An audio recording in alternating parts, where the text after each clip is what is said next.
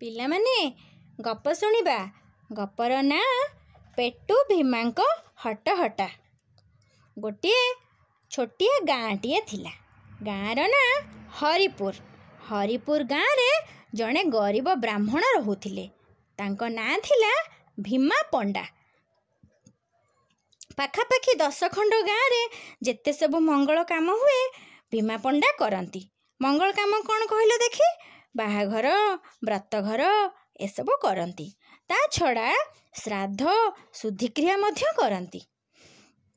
ଗାଁ ଯାକ ଲୋକଙ୍କର କେତେବେଳେ କେଉଁ ଦିନ କ'ଣ କାମ ହେବ ସବୁ ଭୀମା ପଣ୍ଡାଙ୍କ ମୁହଁରେ ମୁଖସ୍ଥ।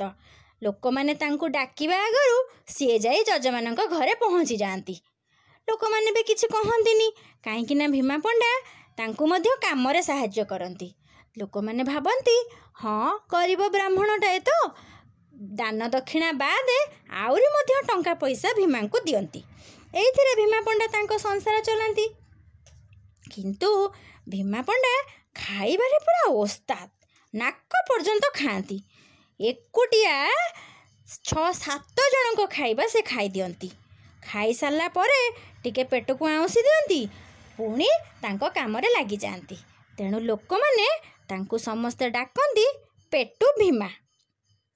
ଦିନକର କଥା, ଗାଁର ମୁଖିଆଙ୍କ ବାପା ଚାଲି ଯାଇଥିଲେ। ତାଙ୍କର ଶୁଦ୍ଧିକ୍ରିୟା ଚାଲିଥାଏ। ଆଚ୍ଛା, ଶୁଦ୍ଧିକ୍ରିୟାରେ ବ୍ରାହ୍ମଣମାନଙ୍କୁ ଭୋଜନ କରିବା ପାଇଁ ଡାକନ୍ତି। ଭୀମାଙ୍କୁ ବି ଡକା ହେଲା। ଭୀମା ତାଙ୍କ ପୁଅ ରାମୁକୁ ସାଙ୍ଗରେ ନେଇକି ନିମନ୍ତ୍ରଣ ଖାଇବା ପାଇଁ ଗଲେ। ସେତେବେଳେ କ'ଣ ହେଉଥିଲା ନା, ଶୁଦ୍ଧି ଘରେ ଯେତେବେଳେ ବ୍ରାହ୍ମଣମାନେ ଖାଇବାକୁ ଯାଉଥିଲେ ପାଣି ଢାଳ ଘରୁ ନେଇକି ଯାଉଥିଲେ। କାହିଁକିନା ସେମାନେ ଭାବୁଥିଲେ ଅଶୁଦ୍ଧି ଘର, ତେଣୁ ତାଙ୍କ ହାତରୁ ଆମେ ପାଣି ପିଇବାନି, କେବଳ ମିଠା, କ୍ଷୀର ତିଆରି ଜିନିଷ ଏସବୁ ଖାଉଥିଲେ। ଆରମ୍ଭ ହେଲା ଭୋଜି। ଗାଁରେ ଲୋକମାନେ କଦଳୀ ପତ୍ରରେ ଭୋଜି ଖାଆନ୍ତି।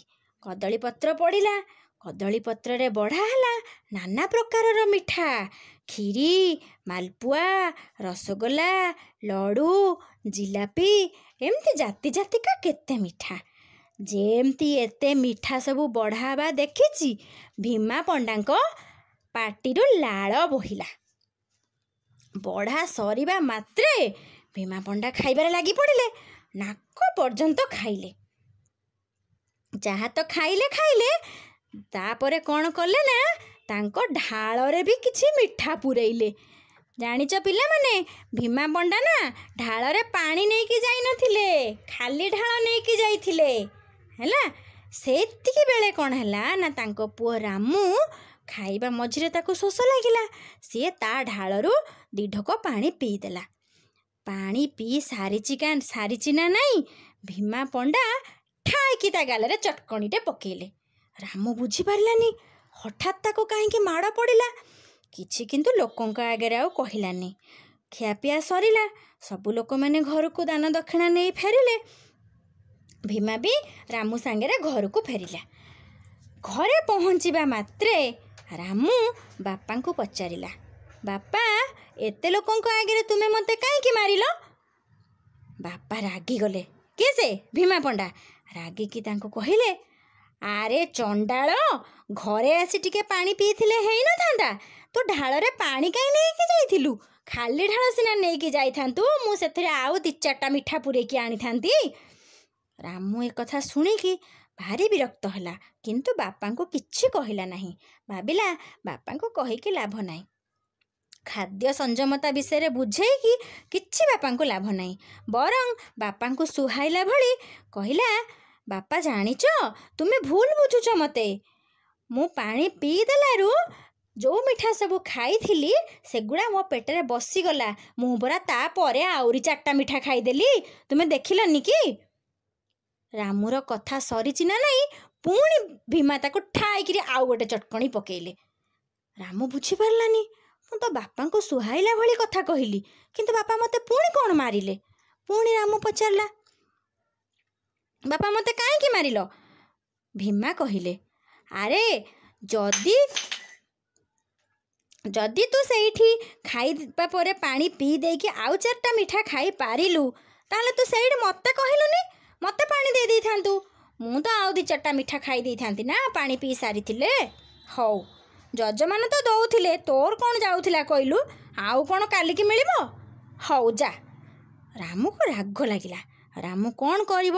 ରାଗ ତମତମ ହେଇ କାନ ମୁଣ୍ଡ ଆଉଁସି ଘର ଭିତରକୁ ପଳେଇଲା। ଆଉ କିଛି କହିଲାନି। କେତେ ସମୟ ଗଲା।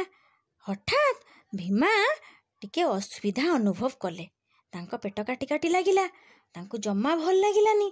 ସେ ଟିକେ ଗଡ଼ତଡ଼ ହେଲେ, ତଥାପି ଭଲ ଲାଗିଲାନି। ବାହାରୁ ଟିକେ ଚଲାବୁଲା କରି ଆସିଲେ, ତଥାପି ଭଲ ଲାଗିଲାନି। ଟିକେ ଟିକେ ବେଶୀ ଅସୁସ୍ଥ ଲାଗିଲା ତାଙ୍କୁ। ତାପରେ ପେଟ ଟାଣିଲା।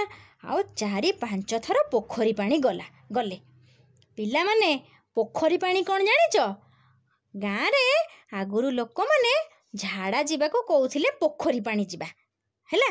ତେଣୁ ଭୀମାଙ୍କର ବି ସେମିତି ପୋଖରୀ ପାଣି ହେଲା। ଆଉ ସମ୍ଭାଳି ପାରିଲେନି। ସାନ ଭାଇକୁ ଡାକିଲେ।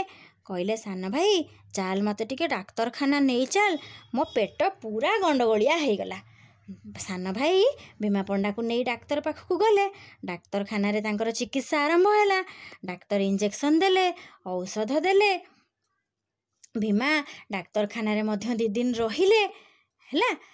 ତାପରେ ଡାକ୍ତର ବି ପାଟି କଲେ, ଏମିତି କ'ଣ କିଏ ଖାଏ? ତମର ବଦହଜମ ହେଇଛି।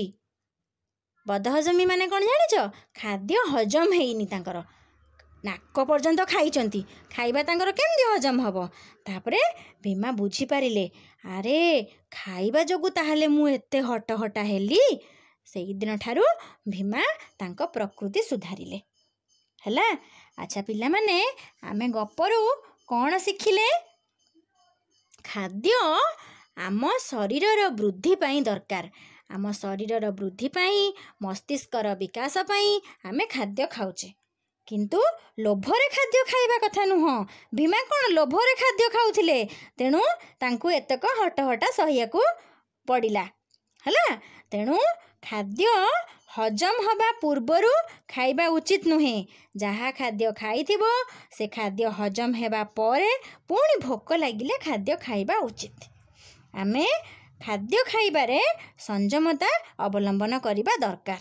ସୁଷମ ଖାଦ୍ୟ ଠିକ୍ ସମୟରେ, ଠିକ୍ ପରିମାଣରେ ଖାଇଲେ ଆମର ଶରୀରର ବୃଦ୍ଧି ହେବ, ଆଉ ମସ୍ତିଷ୍କର ବିକାଶ ମଧ୍ୟ ହେବ। ବୁଝିହେଲା? ମନ ଦେଇକି ସମସ୍ତେ ଗପଟାକୁ ଶୁଣିବ, ଆଉ ସ୍କୁଲ ଖୋଲିଲେ କହିବ।